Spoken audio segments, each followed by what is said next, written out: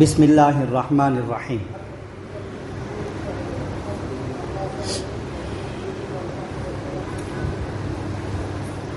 عن ابی ہریرہ رضی اللہ تعالی عنہ قال قال رسول اللہ صلی اللہ علیہ وسلم لا يبولن احدكم في الماء الدائم الذي لا يجري ثم يغتسل فيه متفق علیہ۔ وفی روایت لمسلم قال لا يغتسل احدكم یا لا يغتسل احدكم في الماء الدائم وهو جنب قالوا كيف يفعل يا ابا هريرة قال يتناوله تناولا۔ وعن جابر رضی اللہ تعالی عنہ قال نہى رسول اللہ صلی اللہ علیہ وسلم ان يبال في الماء الراكد رواہ مسلم۔ عن ابی ہریرہ، حضرت ابو ہریرہ رضی اللہ تعالی عنہ سے روایت ہے، فرماتے ہیں کہ رسول اللہ صلی اللہ علیہ وسلم نے ارشاد فرمایا، تم میں سے کوئی بھی شخص ہرگز پیشاب نہ کرے ٹھہرے ہوئے پانی میں، وہ ٹھہرا ہوا پانی جو بہتا نہیں ہے، کہ پھر اس کو اس پانی میں غسل کرنا پڑے، کہ پھر وہ اس پانی میں غسل کرے گا۔ اس حدیث کو امام بخاری اور امام مسلم رحمہم اللہ نے روایت کیا ہے، اور مسلم شریف کی روایت میں اس طرح ہے کہ حضرت ابو ہریرہ نے کہا کہ نبی صلی اللہ علیہ وسلم نے ارشاد فرمایا، تم میں سے کوئی شخص ٹھہرے ہوئے پانی میں غسل نہ کرے درا حالے کہ وہ ناپاک ہو، ناپاکی سے پاکی کا غسل ٹھہرے ہوئے پانی میں نہ کرے۔ تو حضرت ابو ہریرہ رضی اللہ عنہ کے شاگردوں نے پوچھا کہ ابو ہریرہ پھر کیسا کرے، پھر کیا کرے اگر غسل کی حاجت ہو جائے تو؟ قالا، فرمایا حضرت ابو ہریرہ نے کہ وہ تھوڑا تھوڑا کر کے پانی لے، چلو سے پانی لے۔ اور حضرت جابر رضی اللہ عنہ سے روایت ہے، کہتے ہیں کہ نبی صلی اللہ علیہ وسلم نے منع فرمایا اس بات سے کہ ٹھہرے ہوئے پانی میں پیشاب کیا جائے۔ اس حدیث کو امام مسلم رحمۃ اللہ علیہ نے روایت کیا ہے۔ آج کے درس حدیث میں 3 حدیثیں پڑھی گئی ہیں۔ ان 3 حدیثوں میں پاکی ناپاکی کے احکام میں پانی سے متعلق مسائل ذکر کیے گئے ہیں۔ پانی کا بھی مسئلہ ہوتا ہے بہت بڑا، کہ تالابوں کا مسئلہ ہے، چھوٹے تالاب کا، بڑے تالاب کا، یا پانی کی نہر کا مسئلہ ہے، یا سوئمنگ پول ہے آج کل تو اس کا مسئلہ ہے، یا گھروں میں ہاؤس بنا ہوا ہے اس کا مسئلہ ہے۔ تو اس کے بھی تعلق سے کچھ احکام ہوتے ہیں، پانی کے تعلق سے بھی، کہ کون سے پانی سے غسل کر سکتے ہیں، نہیں کر سکتے ہیں، کس جگہ پر پانی اگر پیشاب کا تقاضا آ گیا تو اس پانی میں پیشاب کر سکتے ہیں، نہیں کر سکتے ہیں۔ رسول اللہ صلی اللہ علیہ وسلم نے ان تمام باتوں سے متعلق تعلیم امت کو دی ہے۔ سارے مسائل کا حل ہمارے لیے قرآن و حدیث میں موجود ہے، جو علماء کرام قرآن و حدیث پڑھنے والے ہمارے سامنے ذکر کرتے ہیں۔ آج یہ حدیثیں ذکر کی گئی ہیں۔ پہلی حدیث میں کہا گیا، نہ بہنے والا ٹھہرا ہوا پانی، اس میں کوئی بھی شخص ہرگز بھی پیشاب نہ کرے کہ بعد میں اس کو وہاں پر غسل بھی کرنا ہوتا ہے، بعد میں آ کر وہ غسل بھی کرنا چاہتا ہے اس پانی میں، تو پھر اسی پانی میں وہ پیشاب کر رہا ہے، تو پیشاب وہ ہرگز بھی نہ کرے ایسے ٹھہرے ہوئے پانی میں جو نہ بہتا ہو۔ ابھی اس کو ذہن میں رکھیے۔ مسلم شریف کی روایت میں بھی کہا کہ جو پانی ٹھہرا ہوا ہے اس پانی میں کوئی بھی شخص ناپاکی کی حالت میں غسل نہ کرے، یعنی ناپاکی سے پاک ہونے کے لیے جو غسل کرتے ہیں وہ والا غسل ٹھہرے ہوئے پانی میں نہ کرے۔ پھر کیا کرے؟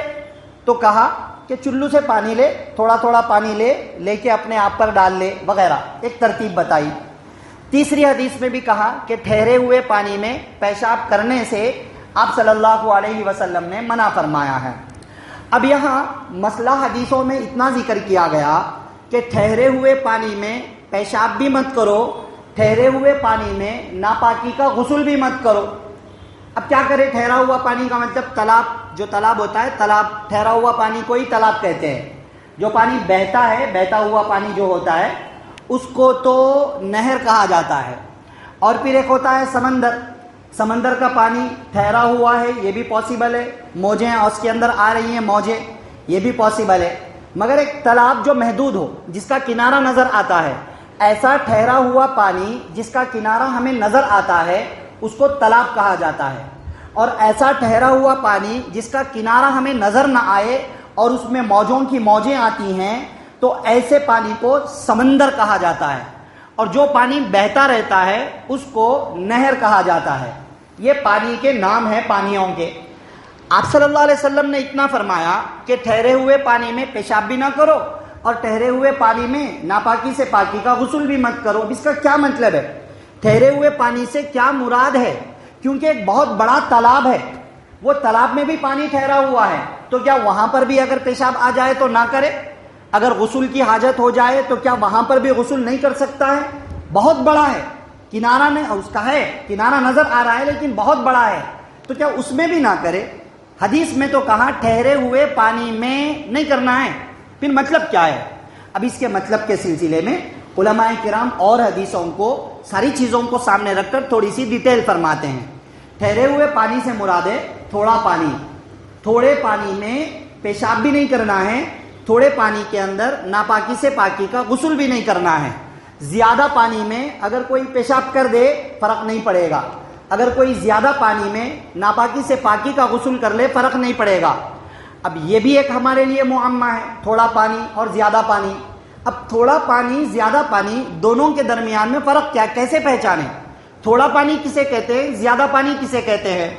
اس میں ائمہ مجتہدین کا، بڑے علماء کا، بڑے ائمہ کا، امام شافعی، امام احمد، امام مالک، امام ابو حنیفہ، ان حضرات کا اختلاف ہو گیا، کیونکہ یہ ٹاپک حدیثوں میں کلیئر نہیں ہے۔ اگر کہیں کلیئر ہے تو وہ حدیثیں صحیح نہیں ہیں۔ یہ بڑا مسئلہ ہو گیا تو اماموں کا اختلاف ہو گیا۔ حضرت امام ابو حنیفہ رحمۃ اللہ علیہ فرماتے ہیں تھوڑے پانی اور زیادہ پانی کے درمیان میں فرق کرنے والی چیز، ایک قول یہ ہے کہ اتنا پانی ہے، حوض ہے مثال کے طور پر، حوض ہے، تالاب ہے، جو بھی ہے، ٹھہرا ہوا پانی ہے، تو اس کو پہچاننے کا طریقہ یہ ہے کہ اگر ایک طرف میں حرکت دو ایک کنارے پر تو وہی حرکت دوسرے کنارے تک نہ پہنچے تو یہ زیادہ پانی ہے، اگر یہ حرکت کا اثر وہاں تک پہنچ گیا تو یہ تھوڑا پانی ہے۔ ایک مطلب یہ بیان کیا۔ دوسرا مطلب یہ بیان کیا کہ اتنا پانی ہے کہ ایک طرف ایسا حرکت دے پانی کو زور سے تو اس پانی کی حرکت کی وجہ سے اس کے نیچے کی جو تل ہوتی ہے وہ چھن کر نہ آئے، مانے اصلی والی تل نیچے کا حصہ اوپر سے ہمیں نظر نہ آئے۔ ایک تو ہوتا ہے کہ پانی بہت نیٹ ہے، بہت صاف ہے، پانی بہت ہے، ٹھہرا ہوا ہے، پھر بھی تل نظر آ رہی ہے، وہ مراد نہیں۔ حرکت دینے کی صورت میں پانی کے بہنے کے دوران میں اصلی والی تل نیچے کی اوپر نظر نہ آئے، تو اگر نظر آتی ہے تو تھوڑا پانی ہے، نظر نہیں آتی ہے تو زیادہ پانی ہے۔ ایک تیسرا مطلب فقہ حنفی میں یہ لکھا گیا ہے کہ اگر پانی 100 ہاتھ ہو، حوض دہ در دہ 100 ہاتھ، اس طرف سے 10 ہاتھ، اس طرف سے 10 ہاتھ، اس کے اگر ہم چاروں طرف سے دیکھیں، ایک ہاتھ ایک طرف سے ماپیں 10 ہاتھ، 10 ہاتھ مراد یہ یہاں سے انگلی سے لے کر کے کونی تک، اس طرح 1 ہاتھ 2 ہاتھ 3 ہاتھ 10 ہاتھ، پھر اس کے بعد اس سائڈ سے 10 ہاتھ، تو 10 دہا 100 ہو جاتے ہیں۔ 100 ہاتھ کا اگر کوئی حوض ہے تو وہ زیادہ پانی والا حوض ہے، اور اگر اس سے کم ہے تو وہ تھوڑے پانی والا ہے۔ اب ان ساری باتوں میں سے حنفی فقہ میں تو مسئلہ اس پر ہے، فتویٰ اس پر ہے کہ اگر حوض اتنا بڑا ہے کہ وہ 100 ہاتھ کا بن جاتا ہے اور اس میں پانی اتنا ہے کہ اس کی تل، نیچے کی تل نظر نہیں آ رہی ہے، تو اس کو کہیں گے کہ زیادہ پانی ہے۔ اگر یہ بات نہ ہو، 80 ہاتھ کا حوض ہے، پانی بہت ہے تو بھی تھوڑا پانی، 100 ہاتھ یا زیادہ ہاتھ کا حوض ہے مگر پانی اتنا ہے کہ تل نظر آ رہی تو بھی تھوڑا پانی۔ بات سمجھ میں آ رہی ہے نا؟ تو یہ ہے فقہ حنفی میں، ٹھیک ہے۔ دیگر ائمہ میں حضرت امام شافعی رحمۃ اللہ علیہ فرماتے ہیں 2 مٹکے پانی، 2 قلے 2 مٹکے پانی اگر ہے تو وہ زیادہ پانی ہے، 2 مٹکے سے کم ہے تو وہ تھوڑا پانی ہے۔ خیر، اب اس کے بعد آپ اصل مسئلہ سمجھیے کہ تھوڑا پانی ہو یا زیادہ پانی، فرق کہاں پڑے گا؟ فرق یہاں پڑے گا کہ اگر کوئی تھوڑے پانی میں پیشاب کر دیتا ہے تو پورا پانی ناپاک ہو جائے گا، ایک قطرہ بھی خون کا اس میں گر گیا، سوئمنگ پول ہے مان لو، چھوٹا سوئمنگ پول ہے، 100 ہاتھ کا سوئمنگ پول نہیں ہے، چھوٹا ہے، پانی اس میں ہے، ایک قطرہ بھی خون کا گر گیا تو وہ پورا ناپاک ہو جائے گا. کوئی پیشاب اس میں کر دے پورا ناپاک ہو جائے گا. اب اس پانی سے کوئی اور وضو بھی نہیں کر سکتا, اس پانی سے کوئی اور غسل بھی نہیں کر سکتا. یہ تھوڑے پانی میں اگر کوئی ناپاکی سے پاکی کا غسل کر لے اندر اتر کر, اگر وہ غسل کر لے تو اب اس پانی کے اوپر بھی یہ حکم لگے گا کہ اس پانی سے کوئی اور وضو بھی نہیں کر سکتا, کوئی اور غسل بھی نہیں کر سکتا. یہ ہوتا ہے تھوڑے پانی کے اندر اثر. اسی لیے آپ صلی اللہ علیہ وسلم نے کہا ٹھہرے ہوئے پانی میں یعنی تھوڑے پانی کے اندر کوئی بھی شخص ہرگز پیشاب نہ کرے. کیوں؟ بعد میں غسل کرنا ہے. پیشاب کر کے ناپاک کر دیا, بعد میں غسل کرنا ہے, نہیں کر سکتا ہے. دوسری حدیث میں کہا ٹھہرے ہوئے پانی میں کوئی ناپاکی سے پاکی کا غسل نہ کرے. کیوں؟ وہ تو کر لیا تو بعد والا کہاں سے کرے گا؟ پھر وہ خود بھی پاک نہیں ہوگا کیونکہ وہ اس کے اندر ہے. اس کو پاک پانی سے کرنا ہے غسل, بڑا مسئلہ ہو جائے گا, وہ پاک نہیں ہو پائے گا تھوڑے پانی کے اندر. بات سمجھ میں آ رہی ہے نا؟ تیسری حدیث میں بھی وہی کہا ٹھہرا ہوا پانی یعنی تھوڑے پانی کے اندر پیشاب کرنے سے منع کیا. کیوں؟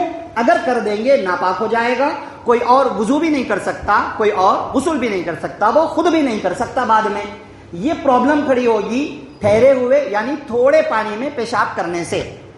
اب حدیث کا دوسرا پہلو, پانی اگر زیادہ ہے یا بہنے والا پانی ہے اس میں کر سکتے پیشاب, اس میں کر لیے تو چل جاتا غسل ناپاکی سے پاکی والا.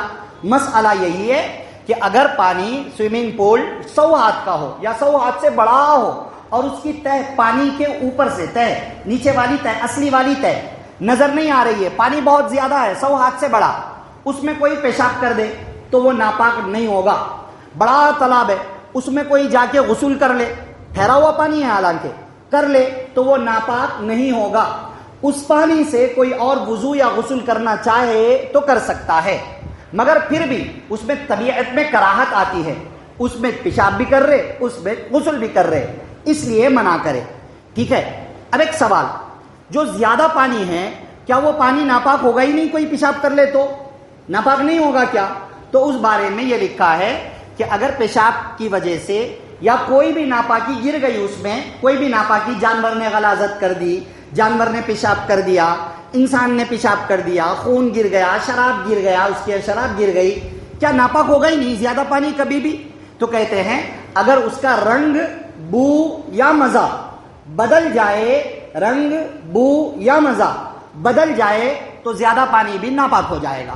اب اس پانی سے بھی کوئی بھی وضو بھی نہیں کر سکتے, غسل بھی نہیں کر سکتے. اب پیشاب کرنے کے بعد تھوڑا سا, اب اس نے نہیں کیا, جانور نے پیشاب کیا, یا سوئمنگ پول میں تیرتے تیرتے لوگ پیشاب کر دیتے اس کے اندر, اب وہ پانی کو چینج بھی نہیں کرے, اب باہر نکل کے آئے, بعد میں کوئی اور غسل کرنے کے واسطے اندر گیا, تھوڑا پانی منہ میں گیا, پیشاب کا مزہ آ رہا, بڑا سوئمنگ پول ہے تو بھی وہ ناپاک ہو جاتا. اب اس کے ذریعے سے پاکی حاصل نہیں کی جا سکتی ہے. مسئلہ سمجھ میں آ گیا نا؟ بات سمجھ میں آ گئی. تھوڑا پانی اگر ہو اور اس میں ایک قطرہ بھی گر جائے, رنگ, بو, مزہ بدلو یا نہ بدلو وہ ناپاک ہوگا. ایک بکیٹ پانی ہے, اس میں ایک قطرہ خون کا ایک دم غفلت سے گر گیا ایک بکیٹ پانی میں, خلاص وہ وہیں ناپاک ہو جائے گا. ارے رنگ بھی نہیں بدلا, بو بھی نہیں آ رہی اس کے اندر, مزہ بھی نہیں بدلا, تو بھی ناپاک. یہ ہے فرق. بات سمجھ میں آ گئی نا کہ تھوڑے پانی میں پیشاب وغیرہ کرنے سے اسی لیے منع کیا ہے کہ وہ ناپاک ہو جاتا ہے, پھر اس سے پاکی حاصل کرنا پاسبل نہیں ہے, اس لیے منع کیا گیا ہے. یہ تھوڑی سی تفصیل ہے, اس کو ذہن میں رکھیے, جاننا ضروری ہے. اگر ہم علم حاصل کریں گے تو پھر مسائل پاکی ناپاکی کے ہمارے لیے آسان ہو جائیں گے. بہت اہم بات ہے, بہت پوائنٹ کی بات ہے, اس لیے اس طرف توجہ دینا بہت زیادہ ضروری ہے. ٹھیک ہے بھائی, اہم مسائل ہیں, اسپیشلی ہمارے دور میں سوئمنگ پول میں اس کی ضرورت پیش آتی ہے. تالاب وغیرہ کے مسائل تو آج کل دیہاتوں وغیرہ میں, شہروں میں زیادہ اس کی ضرورت پیش نہیں آتی ہے. یا ہم غسل کر رہے تھے, بکیٹ میں پانی تھا, وہاں پر غسل کرنے کے دوران ایک چھینٹا اڑ کے بکیٹ میں گر گیا پیشاب کا چھینٹا, یا پھر ناپاکی جسم سے نہیں صاف کرے تھے, ناپاکی کو اس پر مادہ منویہ کو پانی لگ کے وہی قطرہ اڑ کے بکیٹ میں گر گیا. تھوڑا پانی ہے, ایک قطرہ بھی گرے تو ناپاک, اب اس سے اپن غسل نہیں کر سکتے. دعا فرمائیے. جو کچھ مسائل ذکر کیے گئے ہیں اللہ تعالیٰ مجھے, آپ کو, سب کو عمل کی باتوں پر عمل کرنے, بچنے کی باتوں سے بچنے, عقیدے کی باتوں پر عقیدہ رکھنے کی توفیق نصیب فرمائیں. ہمیشہ پاک صاف ستھرا رہنے کی، پاکی کا اہتمام کرنے کی توفیق نصیب فرمائے، آمین۔ سبحان اللہ و بحمدہ، سبحانک اللہم و بحمدک، ونشہد ان لا الہ الا انت